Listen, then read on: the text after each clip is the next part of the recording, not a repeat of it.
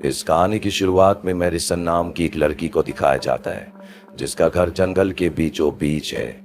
मैरिसन ना सुन सकती है ना ही बोल सकती है, लेकिन वो हमेशा से ऐसी नहीं थी। 13 साल की उम्र में उसे एक बीमारी हुई जिसके बाद उसने सुनने की और बोलने की शक्ति को खो लिया। मैरिसन एक कामयाब राइटर है जो कि हॉरर स्टोरीज लिखती है, और एक दिन उसकी नेबर उसके पास उसकी बुक वापस करने आती है जो उसने मैरिसन से पढ़ने के लिए ली थी। वो मैरिसन से पूछती है कि तुम्हारी कहानियों में एंडिंग बहुत अच्छी होती है, तुम ऐसा कैसा करती हो? वो बताती है कि मेरी मॉम ने कहा था कि किसी भी कहानी की एंडिंग बहुत अच्छी होनी चाहिए, इसीलिए हर कहानी की एंडिंग में 5 से 7 बार लिखती हूँ, और जो मुझे पसंद आती है उस एंडिंग को मैं फाइनल कर देती हूँ। दरअसल उसकी नेबर को साइन लैंग्वेज आती है, साथ ही मैरिसन पहले खुद बोल सकती थी, सुन सकती थी, इसीलिए वो सामने वाले की लिपसिंग से फिगर आउट कर लेती है कि वो क्या बोल रहा है। मैरिसन की नेबर उसे रात को डिनर के लिए इनवाइट करती है, लेकिन मैरिसन मना कर देती है। वो कहती है कि आज रात को मुझे कहानी की एंडिंग लिखनी है, और जब वो रात को घर पर अकेली होती है तभी उसे एक मैसेज आता है जो कि बहुत ही अनोइंग मैसेज होता है। मैरिसन को देखकर लगता है कि वो इस इंसान को जानती है, पर वो उसके मैसेज का कोई रिप्लाई नहीं करती। अब जब मैरिसन अपने काम में बिजी होती है तभी हमें डोर के बाहर उसकी नेबर को दिखाया जाता है जो दरवाजे को जोर जोर से नॉक कर रही होती है, क्योंकि उसके पीछे एक नकाबपोश भी है जो कि उसे मार देता है। मैरिसन को पता नहीं चलता क्योंकि वो सुन नहीं सकती, और अब इस नकाबपोश को भी पता चल चुका है कि जो लड़की अंदर है वो सुन नहीं सकती, और अब शायद वो अपना अगला शिकार मैरिसन को बनाना चाहता है। मैरिसन के मोबाइल पर उसी आदमी का कॉल आ रहा होता है जो उसे मैसेज भी कर रहा था, लेकिन मैरिसन को पता नहीं चलता। मैरिसन एक बार फिर से अपने काम में बिजी हो जाती है, तभी उसे याद आता है कि आज उसने अपनी कैट को खाना नहीं दिया। वो कैट को ढूंढती है लेकिन घर पर उसे कैट कहीं नहीं मिलती।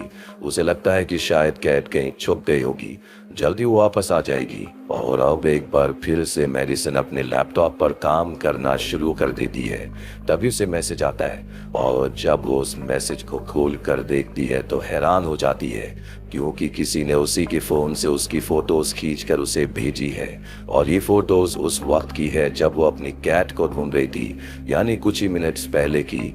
उसे पता चल चुका है कि घर पर कोई ना कोई है, जिसके बाद वो मेन डोर को चेक करने के लिए जाती है, और जब वो मेन डोर से बाहर देखती है तो वहां पर वही नकाबपोश होता है जो उसे देख रहा होता है। उसके हाथ में मैरिसन का फोन भी होता है।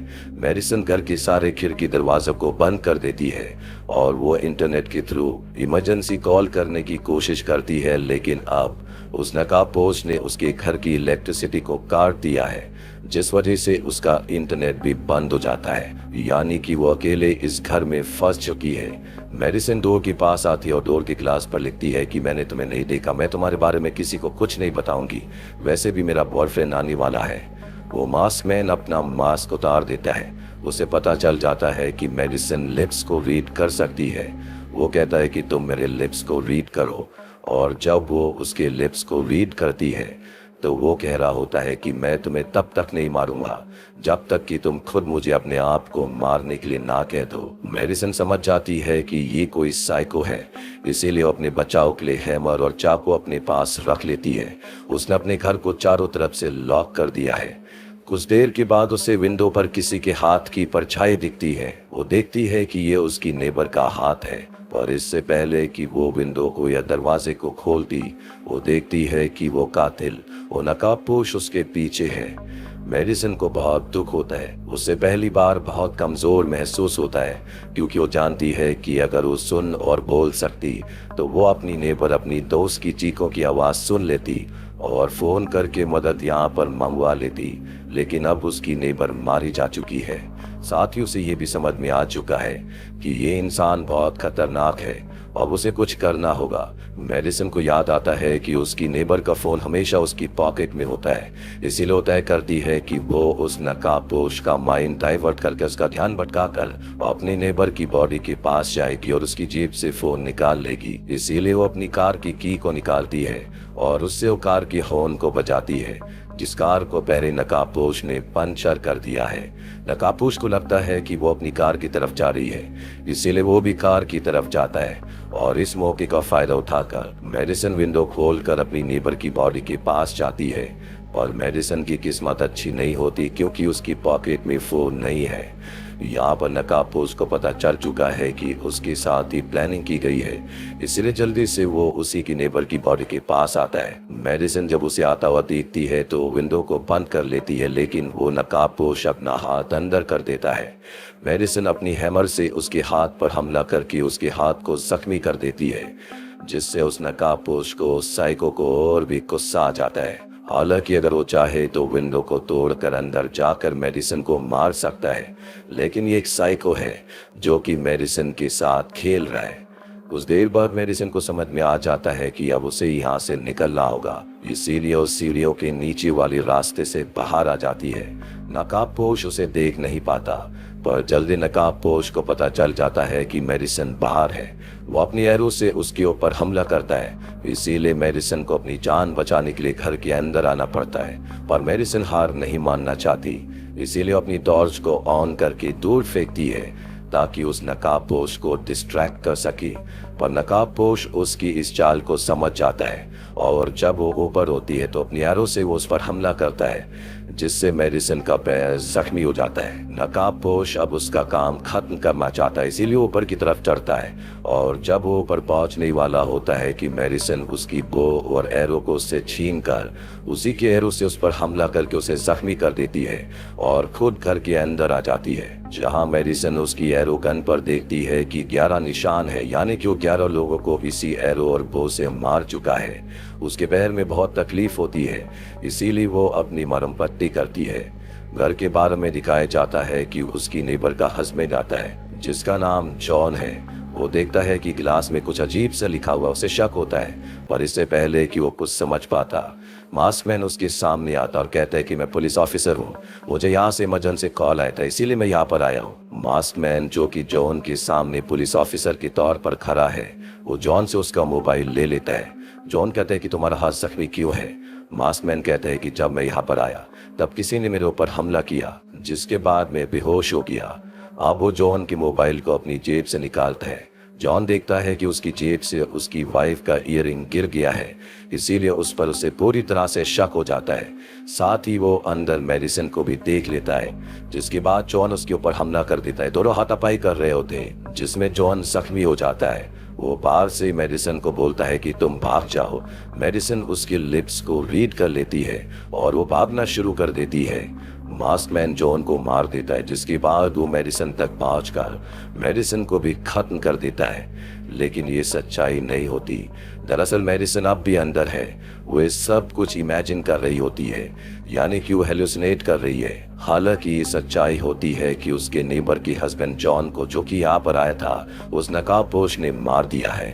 नकाबपोश अब भी पार है, जिसे मेडिसन की कैट मिल जाती है और अब वो उस कैट को मारने वाला होता है कि मेडिसन उसी की एरो गन से उसे शूट करती है।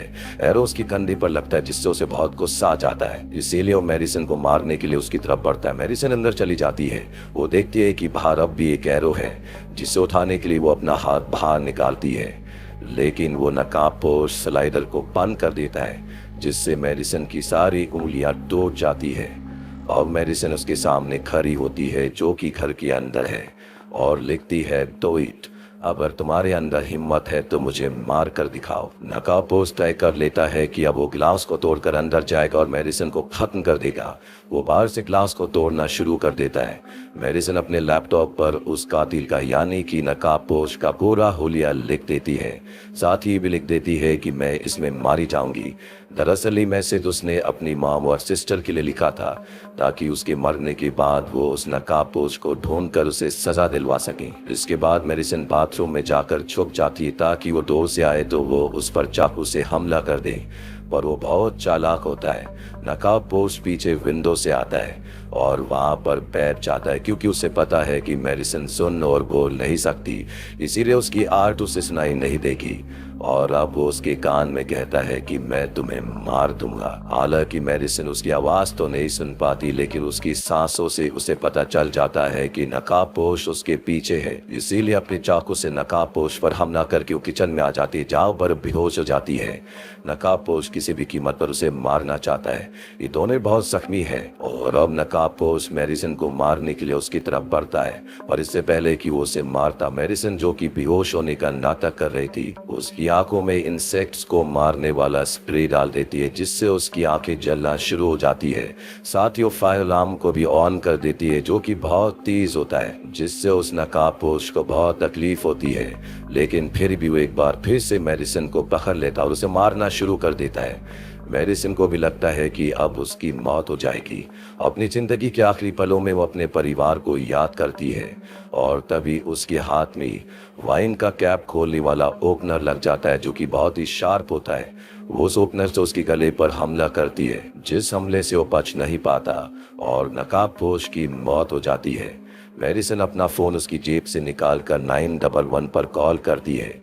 कुछ ही देर में पुलिस यहाँ पर आ जाती है। हम मेडिसिन को देखते हैं, जो बाहर अपनी कैट के साथ बैठी होती है। और इसी के साथ ये फिल्मी कहानी यहीं पर खत्म हो जाती है। उम्मीद करते हैं कि मेडिसिन की हिम्मत और जज्बे की ये कहानी आपको पसंद आई होगी।